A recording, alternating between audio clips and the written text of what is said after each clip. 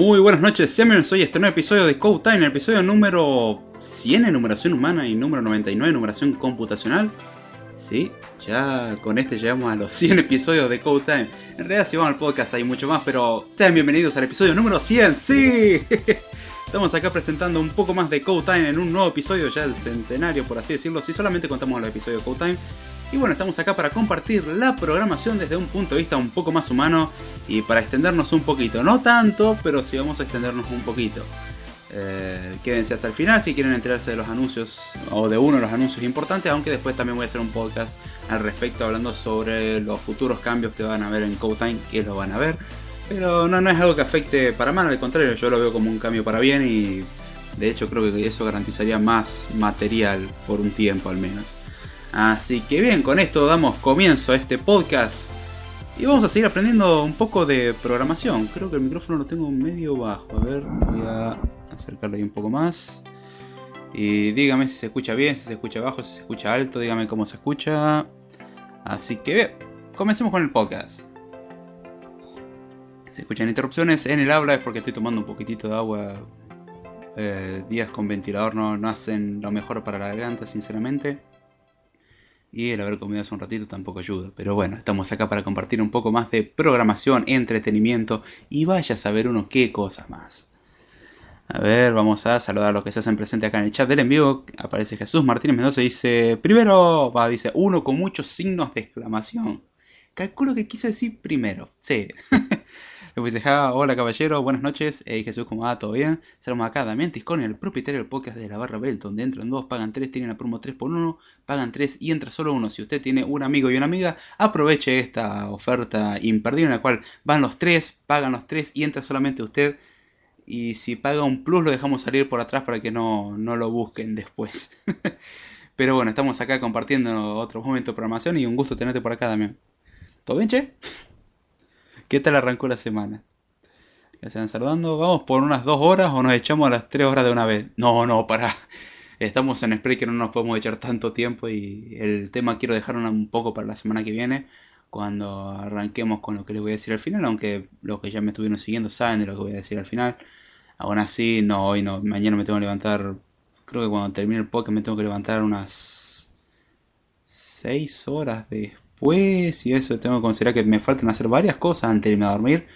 Así que bueno, magia, como siempre suelo decir. Dice aquí tomando un café caliente que hace frío y el aire... ¿Qué se te... ¿Qué se te cae? Ah, un aire que se te cae en los dedos. Sí, aproveché acá al contrario en una habitación cerrada con un calefactor natural conocido como computadora y grabando el podcast y sin ventilador. Esto va a estar hermoso. Como siempre digo. Pero bueno, vamos a comenzar el podcast de hoy y vamos a hablar sobre, o dar la introducción a, ¿qué es el infierno de las dependencias? En realidad la terminología correcta sería la terminología que viene del inglés, que es dependency hell. El infierno de las dependencias es como una traducción directa y literal, que es justamente el infierno que se nos puede generar cuando trabajamos con dependencias. Y ahora vamos a explicar lo que son las dependencias libres y eso. Aunque en Script Time quiero hablar de eso, acá como parte necesaria del podcast voy a tener que dar una introducción al tema. Así que bien, comencemos primero explicando el por qué se generarían estas dependencias y por qué estas dependencias se pueden convertir en un infierno. En principio hay que entender qué es una dependencia. Generalmente uno cuando trabaja no trabaja directamente escribiendo todo, esto es lo que vamos a ver un poco más adelante en el episodio de hoy. Suele utilizar librerías, que son colecciones de código, por decirlo así, funcionalidades ya hechas por uno mismo o por alguien más. Una librería no necesariamente tiene que ser de un tercero, puede ser hecha por uno. Uno dice, mira, estas funcionalidades las puedo necesitar en un futuro, o vienen de desarrollos anteriores que vengo haciendo y noto que estas características las puedo necesitar en otros desarrollos. Eso es algo muy importante, uno generar sus propias librerías de cosas que considera útil, ya sea librerías como repositorio para ver cómo hacer ciertas cosas, o librerías que realmente utiliza como componente de una aplicación. Entonces el código de una aplicación de un programa simplemente estaría formado por el código que uno va escribiendo más las librerías. Y las librerías nos brindan esas funcionalidades. A estas librerías las vamos a conocer como dependencias. ¿Por qué? Porque nuestro código fuente, en vez de implementar todo, hay veces que va a delegar algo a una librería, a un framework, a un paquete o lo que sea. Entonces, al delegar eso, básicamente estamos generando una dependencia. Le dejamos el trabajo a alguien más, a alguien que ya lo hizo, básicamente, y en ese momento nos estamos volviendo dependientes de eso. Si la librería falla, todo va a fallar. Ahora, si la librería anda bien, bueno, salvo que nosotros hayamos implementado mal el cómo utilizar la librería, eso es otra historia, porque aunque la librería esté bien, uno puede escribir un código deficiente, eso es fácilmente posible. Cualquiera lo puede hacer, de hecho es muy fácil generar ese tipo de errores, pero ya por lo menos uno sabe que no es el problema de la librería.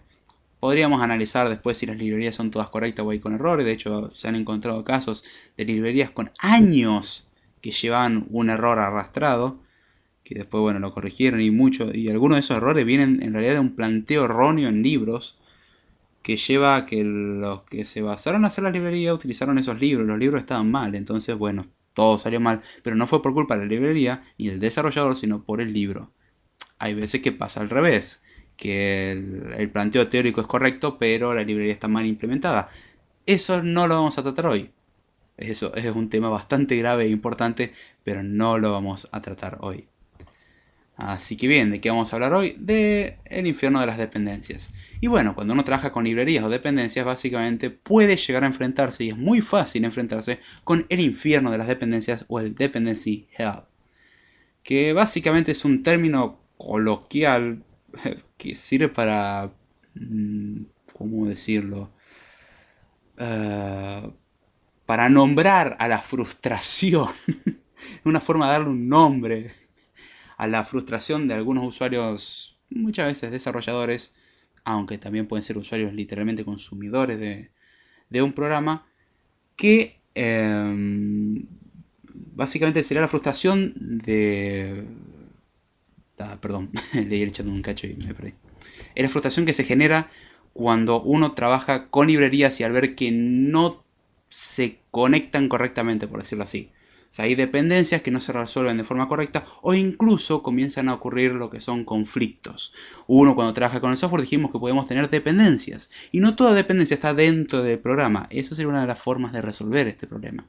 Pero muchas veces las dependencias son librerías compartidas, como por ejemplo DLLs. Las DLLs en Windows son bien conocidas, son librerías de enlace dinámico, Dynamic Library Link o Link Library o algo así, las cuales permiten justamente tener una librería que se puede enlazar de forma dinámica, es decir, no son parte del código del programa, pero sí ayudan al funcionamiento del programa.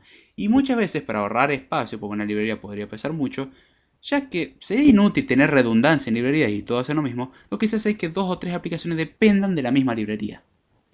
Esto vamos a ver que genera problemas. Y básicamente el infierno de las dependencias ocurre cuando las dependencias que estamos teniendo nos empiezan a causar problemas. Y se lo llama infierno no porque sea un problema simplemente, sino porque el problema puede ser muy, muy grave. El problema puede llevar a que la aplicación no funcione, el problema puede llevar a resultados inesperados. Generalmente lleva dolores de cabeza uno intentando instalarlo o haciendo que la aplicación directamente no arranque. Dependencias clásicas que todo el mundo conoce si trabajó mínimamente con una computadora, ni siquiera en desarrollo, pero que sí trabajó con una computadora, desde el mundo de Windows con el Net Framework. Las últimas versiones de Windows lo incluyen, es cierto, pero versiones anteriores como XP incluían como el Net Framework 2.0, si mal no me equivoco, y la mayoría requerían un Net Framework mucho más avanzado como el 3, el 3.54, 4.5, y eso era un problema. Entonces había uno que instalar el Net Framework. Estaban las librerías estándar de C y C++. Esa uno generalmente no las instala manualmente, pero sí, si uno presta atención a ciertos instaladores, va a ver que empieza a instalar un montón de dependencias. Que van a decir C, C++, Runtime, y va variando los nombres básicamente. Muchos productos de Microsoft hacen eso. Si trabajamos ya en cualquier plataforma, por ejemplo Linux, Mac o Windows, nos encontramos con hay que instalar Java para poder correr cosas. Últimamente eso disminuyó bastante por el hecho de que Java se usaba mucho para lo que eran web apps. O mejor dicho, applets, no web apps, perdón. Para las applets, que eran aplicaciones que corrían en páginas web. Después se dieron cuenta de que eso era un colador, entonces lo dejaron de usar. Incluso la misma Oracle dijo: nosotros ya no vamos a dar soporte para navegador. Olvídense, al que tenga algo en Java, Plantéelo como una aplicación de escritorio o olvídese, pase a algo como HTML5 y ya está. Flash es otro típico ejemplo de framework que uno instala para poder correr cierto código. Flash, el tan querido y amado Flash Player, Adobe Flash Player, que ya Adobe no sabe cómo hacer para terminar de matarlo, ya se cansó de decir, dejen de usar nuestro producto, pasen HTML5, ¿y qué hacen los desarrolladores? No, vamos a seguir usando Flash. Como la plataforma con la que estoy grabando ahora, que parece que la actualización a HTML5 se la pasó por muchos lugares y hay que utilizar Flash. ¿Sí? No se imaginan, hay momentos en que la grabación llega al 100% de consumo del procesador. Alucinante. Pero sí, son cosas que generan dependencia. El software directamente no corre. Si tiene dependencia con Flash Player va a decir se necesita Flash Player para correr esto. Si tiene dependencia con Java se necesita Java Runtime para correr esto. Si tiene Net Framework le va a decir se necesita Net Framework. Muchas veces es cierto que los instaladores ponen las dependencias, o sea ya instalan las dependencias, pero pueden ocurrir ciertos conflictos, que es lo que vamos a ver. Flash Gordon pregunta a Damián Tiscornia. No, ese no. Acá dice, aquí lo malo es cuando desinstalas un programa y se lleva la DLL. Justamente ese es el infierno de las dependencias. Acabas de dar un perfecto ejemplo, Jesús. No quería adelantarme tanto, pero sí, ese es un típico ejemplo de infierno de dependencias. Se lleva la DLL y todas las cosas que dependen de esa DLL que tendría que haber sido compartida, pero no, el programa se ensañó en borrarla. Bueno, se va todo por un caño muchas veces. Muchas veces llega el sistema operativo a no arrancar, o sea, tener un error durante el arranque. Porque es una DLL de la interfaz gráfica, eso pasaba mucho con Windows XP cuando Microsoft todavía permitía personalizar. Windows Vista también lo permitía y el 7 más o menos ya disminuyó un poco. Ya con Windows 8 nos empezamos a olvidar de la personalización y en Windows 10, ¿quién se acuerda de que se podía personalizar Windows?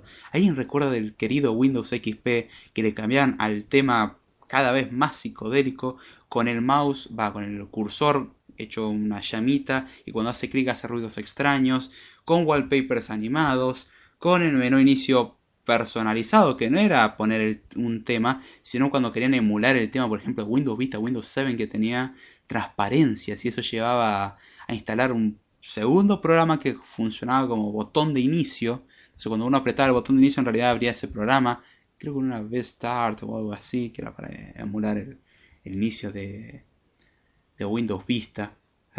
Windows Vista vino muy mal, pero la apariencia era bonita, entonces bueno, eso fue lo que muchos usuarios de XP no tenían el recurso suficiente para correr Windows Vista. En realidad creo que hoy en día no existen computadoras con recursos suficientes para correr Windows Vista tampoco.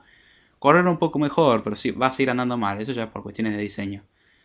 Pero todas esas cosas desaparecieron. En esa época era muy normal instalar programas raros para generar uno sus propios temas o instalar unos temas con unas transparencias alucinantes, porque los temas de Windows XP por defecto no admitían transparencias. O admitían, pero eran muy extrañas y uno quería como un efecto de blur con un brillito y qué sé yo y bla bla bla. O sea, consumir toda la RAM gráfica y procesador en efectos visuales que hacían la máquina ultra lenta. ¿Todo para qué? Para que se vea más bonito. Cosa que en Windows 7 con los mismos recursos corría más rápido.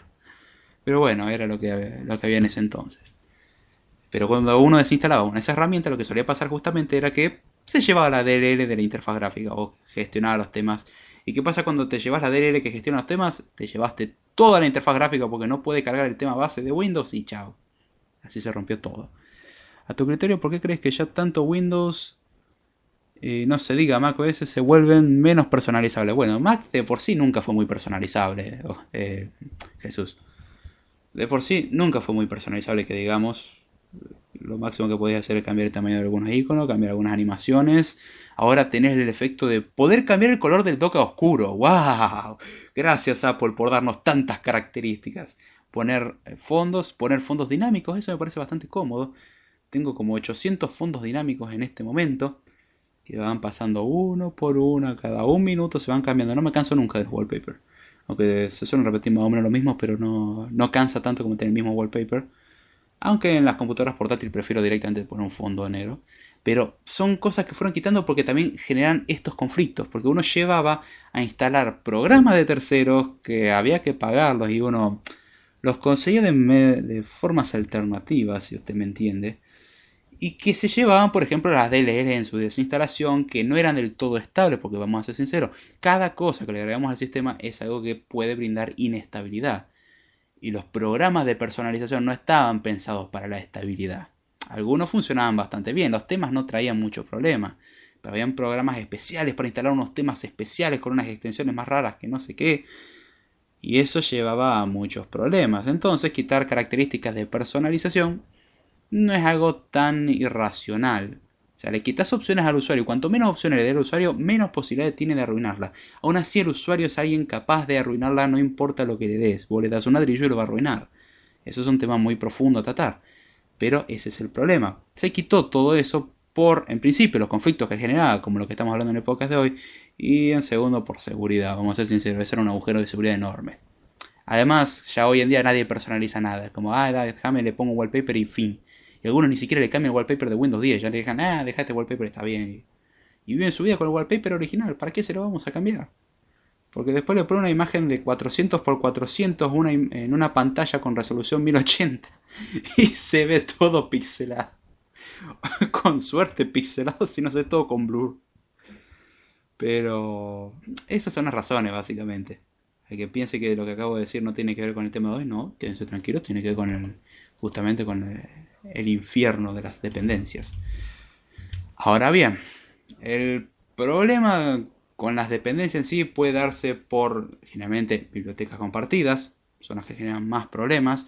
No son siempre estos los casos, pero podemos tener bibliotecas compartidas o bibliotecas o librerías que son básicamente de distintas versiones. Entonces nuestro programa necesita una versión, pero actualmente tenemos otra versión. Y me diría, ¿qué tanta diferencia puede haber entre una versión y otra? Mucha diferencia puede haber.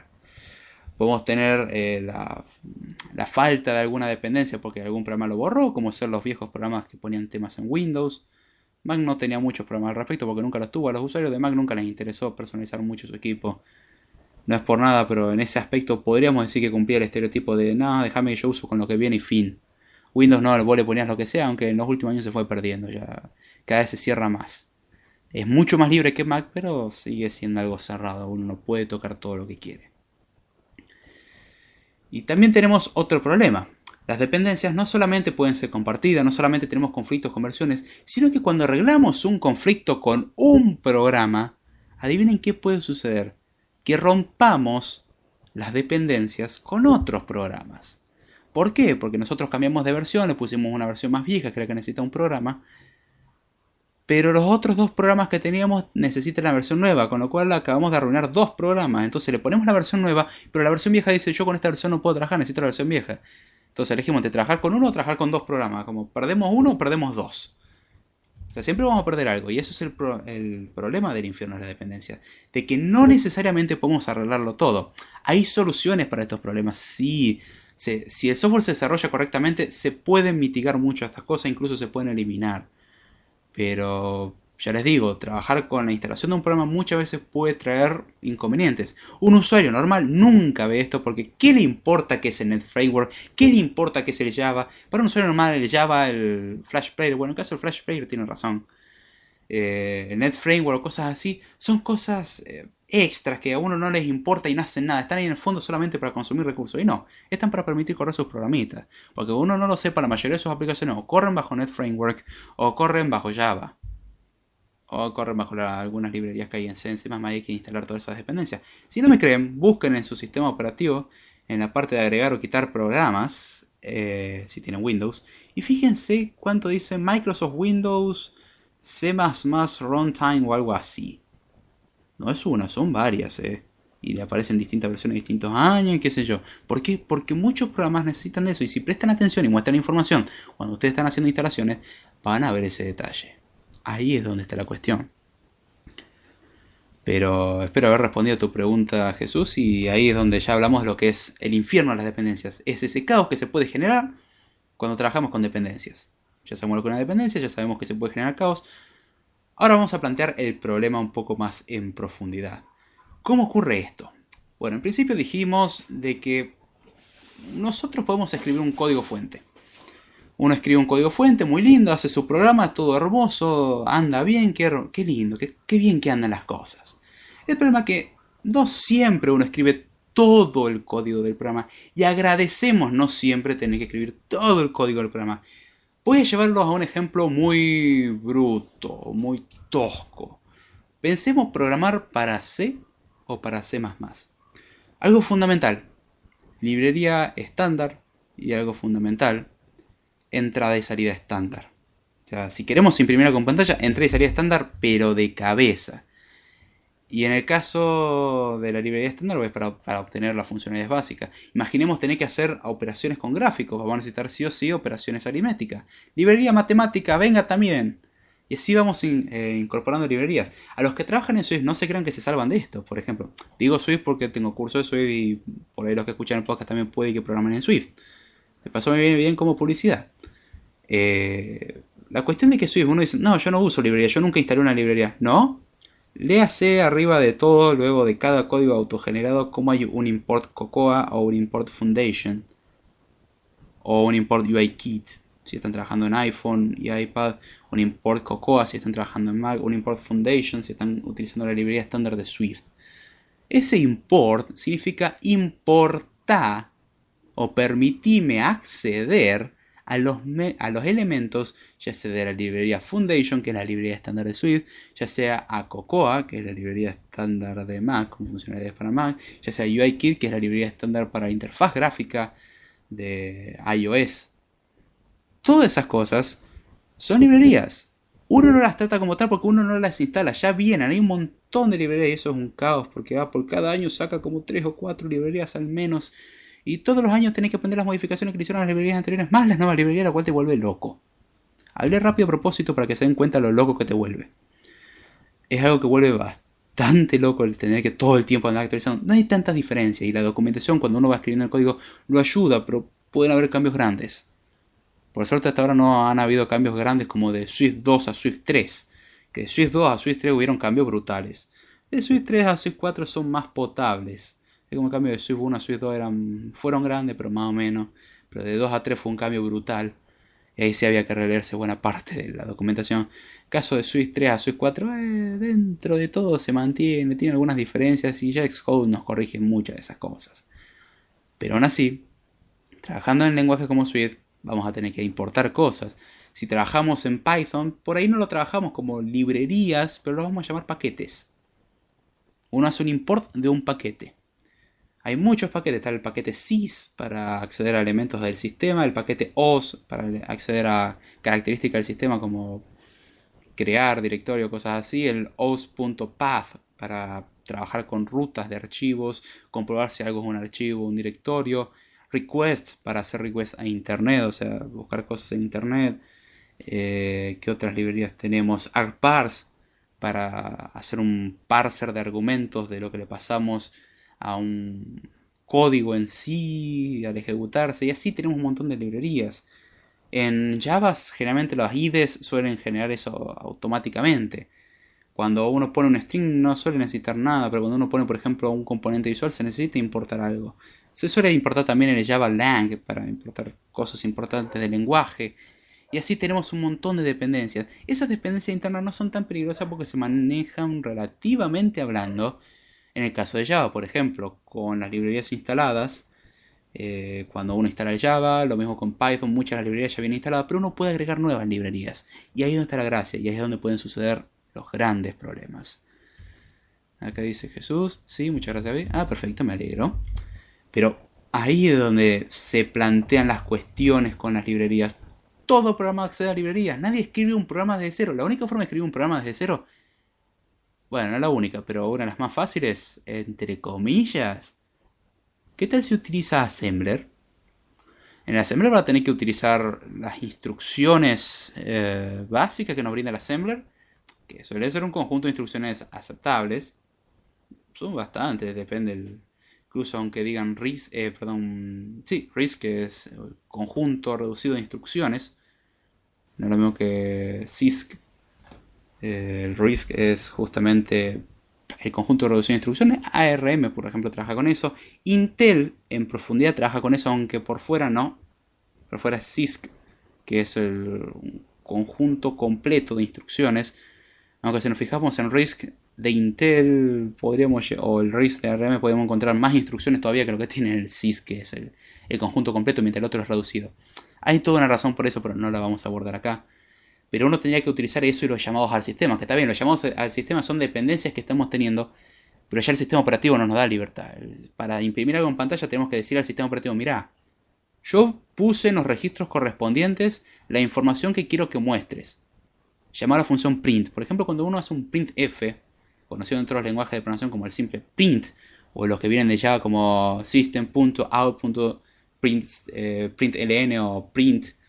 Está bien, en Java hay una cuestión ahí que es de la librería system, del sistema, anda al punto out, está accediendo a un stream estático, o sea, es accesible estático por el system.out, vos no estás creando una instancia, simplemente estás accediendo a un elemento de tipo, está diciendo, bueno, el output string, que se llama out, llama dentro de esto a la función print o println, que es para imprimir o imprimir con un salto de línea.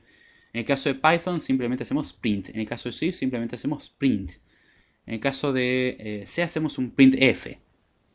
Ahora, ¿cuál es la cuestión? Cuando uno hace, por ejemplo, un llamado a printf, lo que sea, cuando lo llevamos a código de máquina, lo que termina haciendo uno es poner la información, por ejemplo, los argumentos. Los argumentos suelen ponerse primero el formato en un registro en particular, después se ponen los otros argumentos que le vamos pasando en otro registro, después si no vamos metiendo cosas al stack, y finalmente hacemos un llamado, un syscall, justamente a la funcionalidad print, que es algo que incluye el sistema operativo, que uno le dice al sistema operativo, mirá, yo te dejé en los registros, que vos me decís que yo tengo que meter la información donde tienen que ir los argumentos, vos procesa esto, vos hacelo como veas, y va a decir, bueno, a ver, voy al primer registro me da el formato, entonces en base a este formato voy a empezar a construir el string, qué sé yo, empieza a construir el string de la salida e imprime el mensaje finalmente. Pero todo eso se hace mediante un llamado al sistema. En ese caso la dependencia no la podemos quitar porque sí o sí dependemos del sistema operativo. Ahora, cuando uno programa algo más avanzado, uno no piensa en todo eso. Uno escribe el código y muy feliz y fin de la historia. Ahora, a ver. Pensar que casi todo corre en Java. Sí, lo peor que es cierto. La gente dice que odia Java. Pero Java está en todo. Vean Java Apocalypse, que es básicamente un futuro planteado de qué pasaría si desaparece Java. Y es hermosamente bien hecho. Está hecho por aficionados, pero es hermoso. Está muy bien logrado. Un trailer que muestra una película del apocalipsis que viene por la desaparición de Java. Y sí, es como que fue precursor al tan famoso video de Apple mostrando la locura de la gente cuando pierde sus aplicaciones.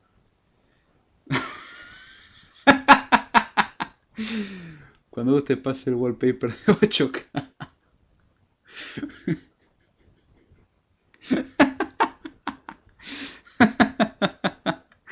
Acá, quiero saber lo que me estoy riendo. Jesús Martínez Mendoza acabo de publicar en Twitter y etiquetándome una bonita foto de su Mac con el wallpaper de Windows en muy baja resolución en una pantalla con resolución relativamente alta. No sabría decir cuánta es su resolución, pero parece bastante alta la resolución por lo menos. Lo deduzco por el tamaño del dock, aunque no sabría decirlo. Y se mira esa calidad de wallpaper. Envidia. Y es un wallpaper totalmente pixelado por la baja resolución de la imagen. Excelente, déjenme contestarle al en vivo. Sé que esto no hay que hacerlo, pero es mi podcast.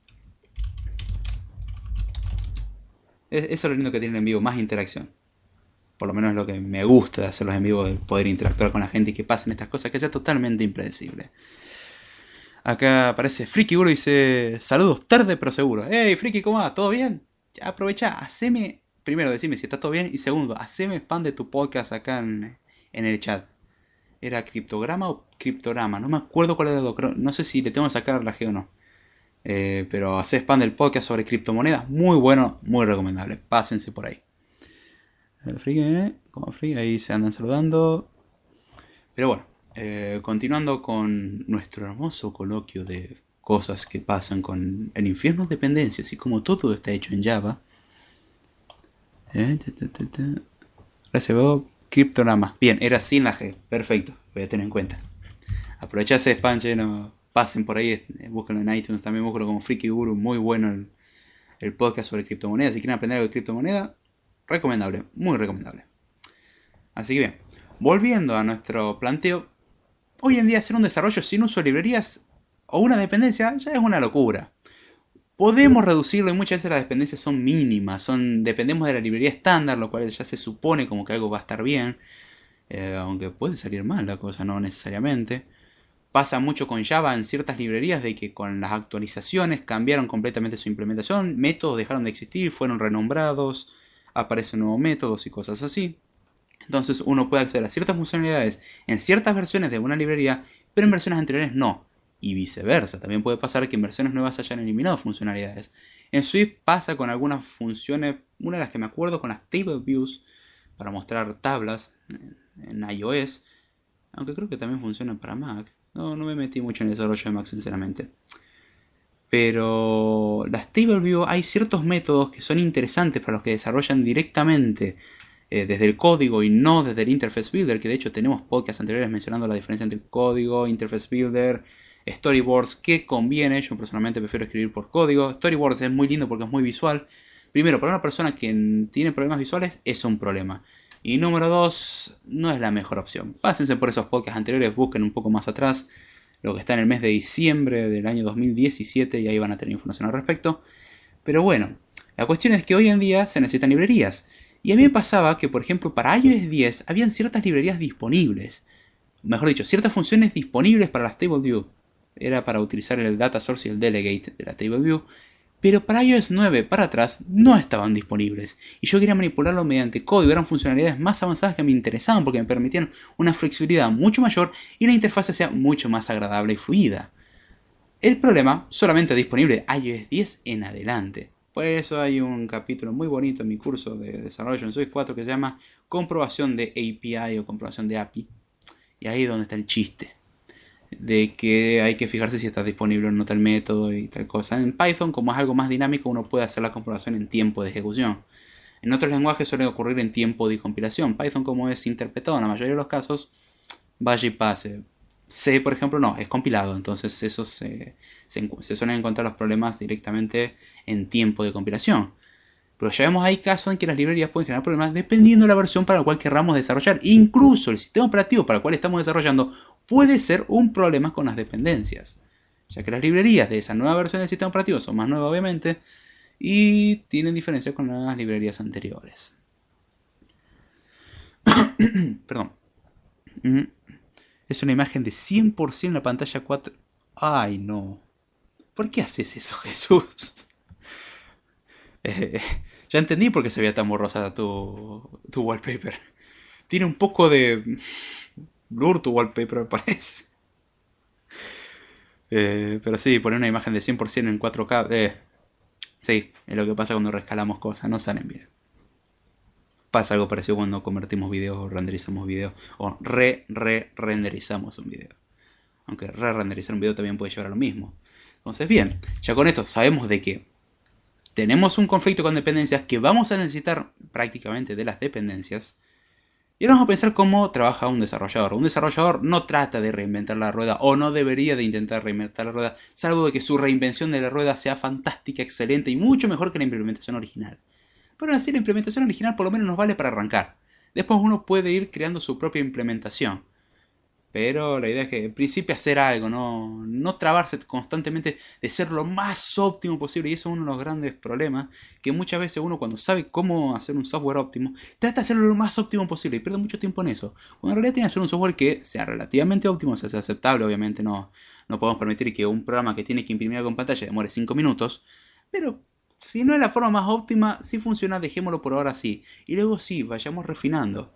Lo cual no significa dejarlo 5 años sin tocar y luego ir como, cierto que tenía que hacer esto, y luego de notar de que la aplicación es tan ineficiente por las tantas cosas ineficientes que le pusimos que es prácticamente inútil. Esa no es la idea es ir más teniendo el software, pero por lo menos la implementación original, hacerla más o menos bien. Y después si queremos, antes de hacer el lanzamiento, de última, hacemos primero el desarrollo de todo, y antes de lanzarlo así hacemos las optimizaciones.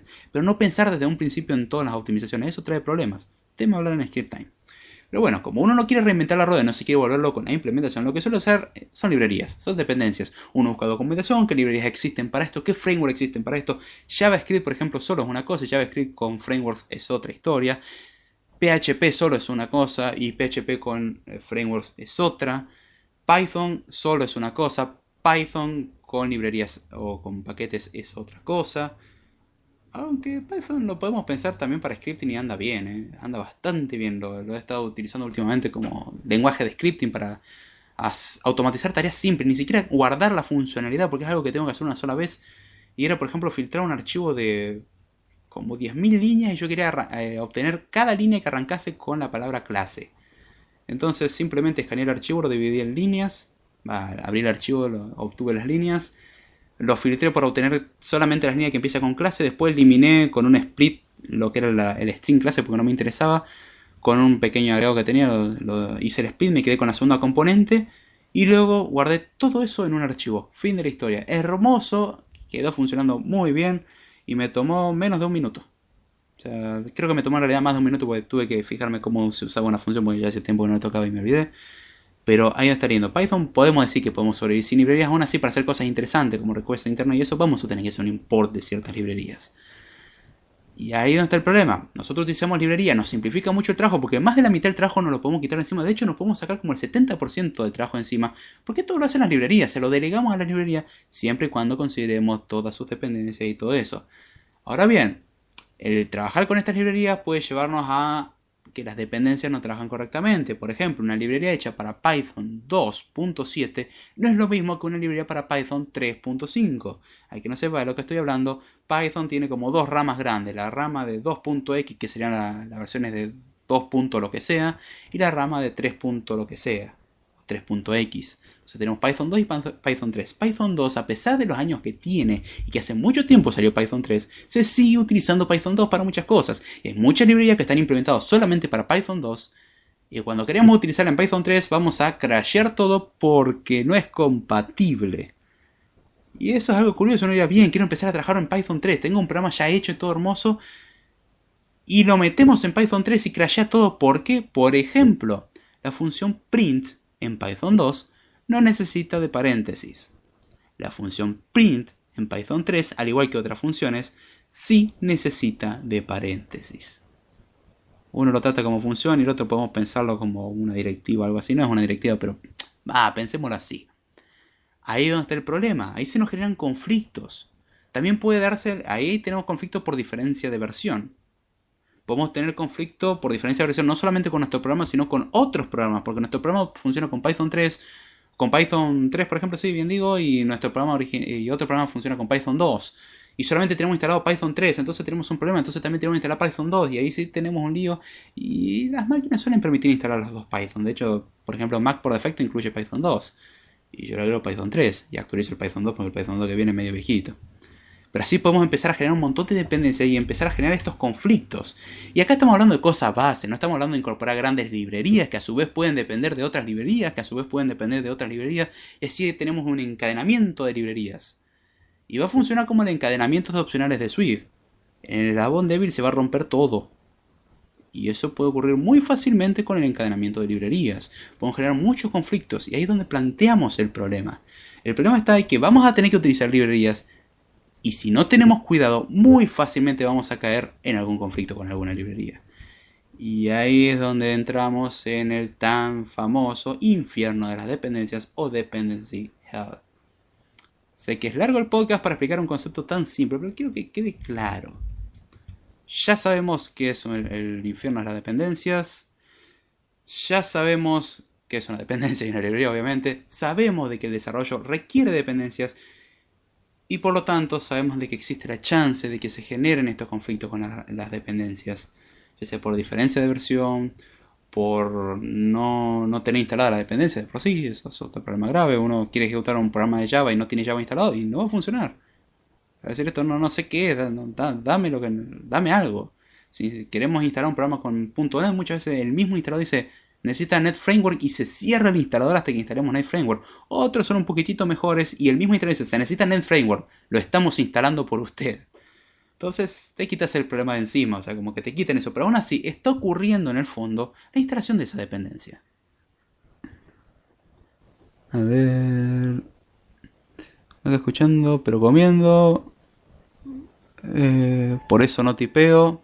bife a la olla. Buen provecho, que lo disfrute. Tranqui David, te seguimos escuchando, solo que hace mucho frío para dejar el café. No, la cosa no era con ustedes. Es que redondeo un poco los temas, pero es para dejarlo claro. Y bueno, ya yéndosenos el tiempo, vamos a cerrar el podcast acá. El podcast que viene, vamos a estar hablando sobre cuáles son los problemas que esto plantea y sus posibles soluciones, que de hecho existen soluciones a esto. Y muchos desarrolladores de hecho lo desconocen. Desconocen el hecho de que existen este tipo de conflictos. Si no sabemos que existe un problema, ¿cómo vamos a poder solucionar algo que no sabemos que existe, básicamente? No puedes atacar a alguien o a tu enemigo si vos no conoces a tu enemigo. Si no sabes que tenés un enemigo, no lo vas a poder atacar. Concepto básico de la vida. Pero bueno, ya con esto vamos cerrando el podcast. Espero que les haya gustado y lo hayan entendido. Voy a empezar con los anuncios en realidad con los anuncios del podcast, ya que dice importante anuncio en el título. ¿Y de cuál es el importante anuncio? Bueno, para los que escuchan el podcast en vivo, les aviso que a partir de la semana que viene empezamos a hacer los en vivos en YouTube, no en Spreaker. Ahí pueden utilizar el chat de YouTube, pueden verlo o simplemente escucharlo, pero el en vivo, el diferido va a estar tanto en YouTube como en podcast. Va a estar en ambos lados, así que por eso no se preocupen. Pero Spreaker para hacer en vivo lo voy a dejar de usar en principio porque me estoy quedando sin espacio. Y en segundo porque no tengo ganas de renovar Spreaker. Y en tercero porque se me cantó. Además que YouTube ya hicimos algunas pruebas. Durante esta semana voy a hacer una prueba más. Pero ya YouTube demostró funcionar bastante bien. Puedo mostrar el chat en pantalla, mostrar cierta información en pantalla. Hacer el stream de imagen disminuye un poco el rendimiento, pero dentro de todo funciona bastante bien. Así que quiero empezar a hacer el stream en vivo en YouTube. Y el diferido pueden escucharlo en YouTube, tanto como en Spreaker. En la plataforma de podcast que ustedes elijan. Esto está en iVoox, en Spreaker, en iTunes y en la plataforma que usted quiera. Anuncio marca Acme, Looney Tunes. Dice Jesús.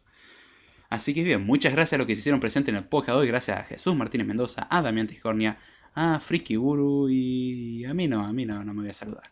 Pero bueno, ya volvemos con Code Time. A partir de ahora Code Time vuelve. Anécdotas jordánicas, quédense tranquilos, vuelve. Mejor dicho, sigue. Screen Time vuelve con mezcla entre algunos episodios con concepto y algunos episodios tratando algún tema superficialmente, para después, si a ustedes les interesa, lo tratamos más en profundidad en Code Time. Y el canal de YouTube y muchas cosas más. También les recuerdo de que tengo disponible el curso de Udemy para desarrollar aplicaciones para iOS 11 y el curso de Swift 4 también disponible ahora. Gracias Jesús por comprarlo. No llegaste tarde, se agradece muchísimo. Los primeros capítulos los estoy publicando en YouTube al curso de Swift 4. Solamente los primeros capítulos con la leyenda diciendo lea descripción, ya que en la descripción avisa de que es una parte nada más y subo algunos pocos capítulos, y al que le interesa el curso y nota que la calidad del curso es buena, puede pasarse por Udemy.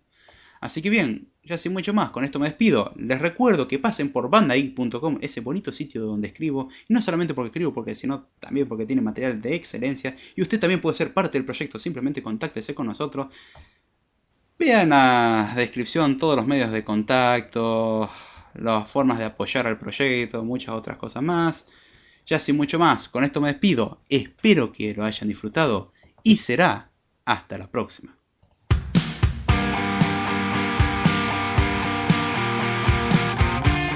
Y recuerden, la semana que viene YouTube.